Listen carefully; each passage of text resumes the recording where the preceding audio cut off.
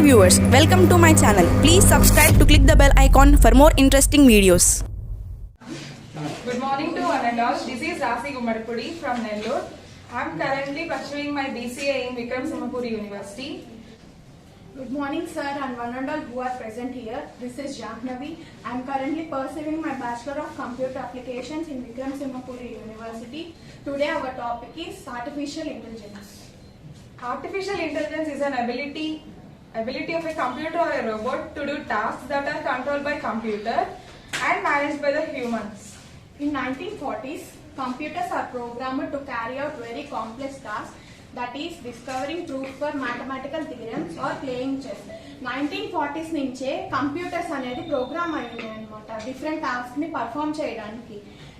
Computers ఎలాంటి type of task అయినా perform చేయగలదు. మ్యాథ్స్ లో థీరమ్స్ కానీ ఏమైనా గేమ్స్ కానీ ఏమైనా క్వశ్చన్స్ అడిగినా అది మనకి వెంటనే ఆన్సర్స్ ఇవ్వగలదు. Artificial intelligence is not only a single technology, but it is an umbrella term that includes software or hardware component and manages computer vision, NLU and NLP. Artificial intelligence అనేది single technology కాదు, దాంట్లో ఎన్నో terms అనేది handle అయి ఉంటుంది. Artificial intelligence on practical level. Artificial intelligence being applied to range of functions both in lab and consumer settings. It includes the following technologies. Artificial intelligence అనేది only ఒక place కే కాకుండా labs లో కానీ ఇంకేదన్నా other appeals మనం పెట్టుకున్నప్పుడు అది అక్కడ కూడా మనకి యూస్ఫుల్ గా ఉంటుంది. Speech recognition. It allows the computer to change the human text into the code. Human speech into the code. ఈ టెక్నాలజీ అనేది హ్యూమన్ స్పీచ్ ని టెక్స్ట్ లేదా కోడ్ గా చేంజ్ చేయడానికి యూజ్ అవుతుంది. Natural language processing converts the interaction between humans and computers. Natural language processing అనేది ఇప్పుడు humans కి కంప్యూటర్స్ కి ఇంటరాక్షన్ గా యూజ్ అవుతుంది. అది బైనరీ లాంగ్వేజ్ అవ్వచ్చు, టెక్స్ట్ అవ్వచ్చు, కోడ్ అయినా అవ్వచ్చు. Computer vision. It allows an image to scan or comparative analysis between the image and object. ఈ టెక్నాలజీ ఆబ్జెక్ట్ ని స్కాన్ చేయడానికి యూజ్ అవుతుంది, లేకపోతే కంపేర్ చేయడానికి యూజ్ అవుతుంది. Mission vision. It is an algorithmic focus that works between relationships and patterns in the data. అంటే ఇప్పుడు artificial intelligence మనకి అన్నిటికీ సేమ్ ప్యాటర్న్ ఉండదు, ఇంకా సేమ్ రిలేషన్షిప్స్ ఉండవు డేటాలో. ఆ డేటాస్ ని ఒక ఆల్గరిథమిక్ మోడల్ గా ఫార్మ్ చేయడానికి దీన్ని యూజ్ చేస్తాం. Expert system. It allows a specific subject and can solve problems accurately. ఈ టెక్నాలజీ స్పెసిఫిక్ సబ్జెక్ట్ ని లేదా ప్రాబ్లమ్ సాల్వ్ చేయడానికి హెల్ప్ అవుతుంది. Advantages of artificial intelligence. Detection in human error. Humans ఎప్పుడైనా ఏదైనా వర్క్ పర్ఫామ్ చేసేటప్పుడు ఏదైనా ఎర్రర్స్ రావచ్చు, లేదా ఏదైనా ప్రాబ్లమ్స్ క్రియేట్ అవ్వచ్చు. అలాగే రోబోట్స్ కానీ పర్ఫామ్ చేసినప్పుడు, దానికి మిషన్స్ పర్ఫామ్ చేసినప్పుడు ఏ ఎర్రర్స్ లేకుండా అది మనకి మంచి అవుట్పుట్ ని ఇస్తుంది. Takes risk instead of humans direct గా ఇంటరాక్ట్ అవ్వకుండా ఈ ఆర్టిఫిషియల్ ఇంటెలిజెన్స్ అనేది యూజ్ చేసుకొని సాల్వ్ చేసుకోవచ్చు.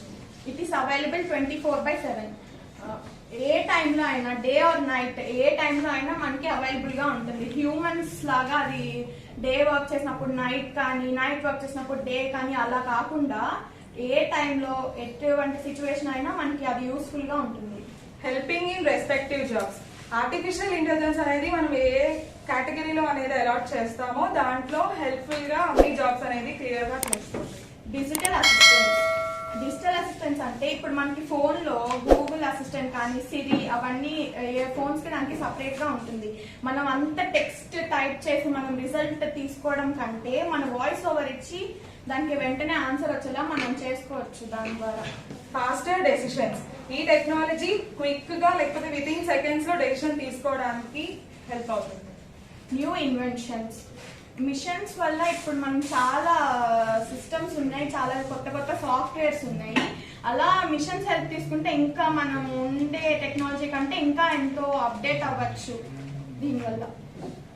How artificial intelligence benefits to society. Artificial intelligence వల్ల సొసైటీకి ఎలా బెనిఫిట్స్ జరుగుతుంది అనేది ఇది. Artificial intelligence can efficiently make work in work places. Work places లో హ్యూమన్స్ చేసే వర్క్ ని మిషన్స్ చేసినప్పుడు హ్యూమన్స్ ఉండే బర్డెన్ చాలా తగ్గిపోతుంది. దాంతో వాళ్ళకి కొంచెం ఫ్రీ స్పేస్ అనేది ప్రొవైడ్ అవుతుంది. It can be able to handle the amount of work that humans can do. మామూలుగా హ్యూమన్స్ చేసే వర్క్ కంటే ఆర్టిఫిషియల్ ఇంటెలిజెన్స్ యూజ్ చేసుకొని ఇంకా ఎక్కువ వర్క్ ని చేయొచ్చు. Artificial intelligence takes over repetitive or dangerous task and that also involves creativity. Artificial intelligence అనేది humans చేయగలరు టాస్క్, కానీ ఆర్టిఫిషియల్ ఇంటెలిజెన్స్ దాంట్లో ఇన్వాల్వ్ అయినప్పుడు అది ఎంత డేంజర్ గా ఉన్నా ఏదైనా ప్రాబ్లమ్స్ వచ్చినా అది సాల్వ్ చేసుకోగలుగుతుంది. ఇంకా ఏదైనా ఎక్కువ క్రియేటివిటీ ఎక్కువ వర్క్ జరగాల్సినప్పుడు ఆర్టిఫిషియల్ ఇంటెలిజెన్స్ యూజ్ చేస్తే మనం ఇంకా బాగా చేయగలం ఆ వర్క్ అనేది. There are many topics in artificial intelligence, but now we are going to know about robotics and healthcare. Artificial intelligence in robotics. Artificial intelligence are becoming smarter and efficient these days. అంటే already artificial intelligence అనేది మనకి చాలా improve అవుతుంది, కానీ ఈ machines robots use చేయడం వల్ల work అనేది ఇంకా యాక్యురేట్ గా ఎఫిషియెంట్ గా మనకి జరుగుతుంది. So artificial intelligence is not only a very role model, ఇంకా ఇండస్ట్రీస్ లో ప్రొడక్టివిటీని కానీ కాస్ట్ ఎఫిషియన్సీని తగ్గించేస్తుంది.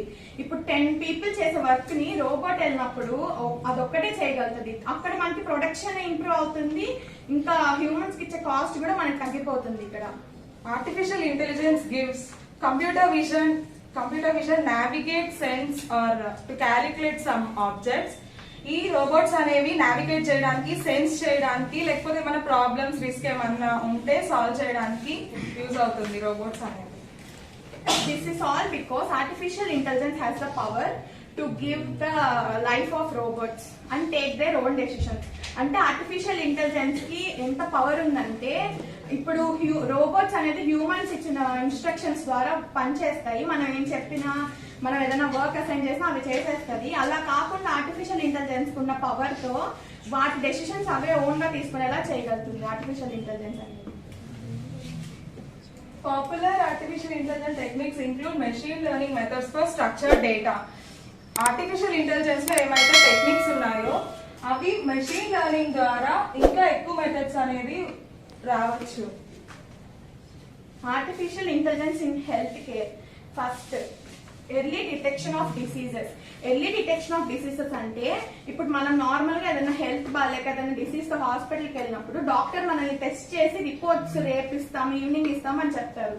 ఆ డాక్టర్ జస్ట్ మనల్ని చూసి ఈ ప్రాబ్లం ఉంది, ఈ టెస్ట్ చేయించుకోండి అని చెప్తారు. కానీ అక్కడ వర్క్ అయ్యేది ఏంటి? ఆర్టిఫిషియల్ ఇంటెలిజెన్స్ ద్వారా అక్కడ మనకు రిపోర్ట్స్ వస్తున్నాయి. అంటే ఇక్కడ ఆర్టిఫిషియల్ ఇంటెలిజెన్స్ అనేది ఒక మేజర్ రోల్ ప్లే చేస్తుంది.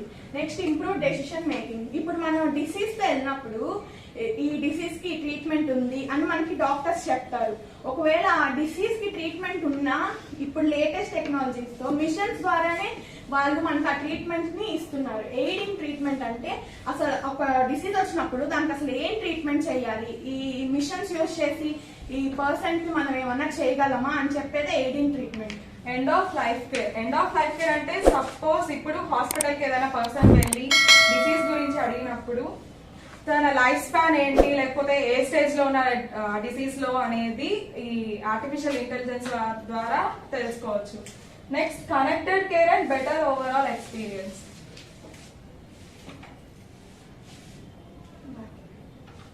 ఇక్కడ మనం చూస్తున్నది ఏంటంటే నార్మల్ గా ఇప్పుడు ఆర్టిఫిషియల్ ఇంటెలిజెన్స్ యూజ్ చేసి ఒక పర్సన్ కి ఆపరేషన్ జరుగుతుంది. ఇప్పుడు డెంటల్ హాస్పిటల్స్ లో అయినా, మనం ఏదైనా పెద్ద పెద్ద ఐ హాస్పిటల్స్, ఇంకా క్యాన్సర్ హాస్పిటల్స్ లో మిషన్స్ ద్వారానే డాక్టర్స్ ట్రీట్మెంట్ జరుగుతుంది, మనం చూస్తుంటాం.